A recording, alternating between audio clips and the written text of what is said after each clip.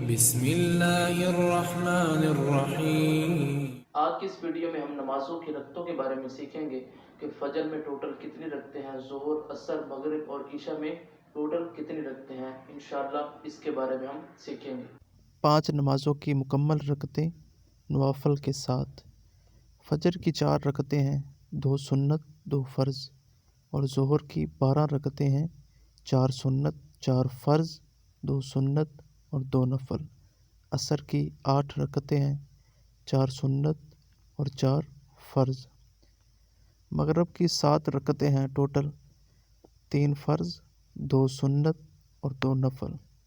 عشاء کی ٹوٹل 17 رکعتیں ہیں، 4 سنت 4 فرض، 2 سنت 2 نفل، 3 وتر، 3 وتروں کے بعد پھر 2 نفل۔ اس طرح 17 رکعتیں مکمل ہوئی۔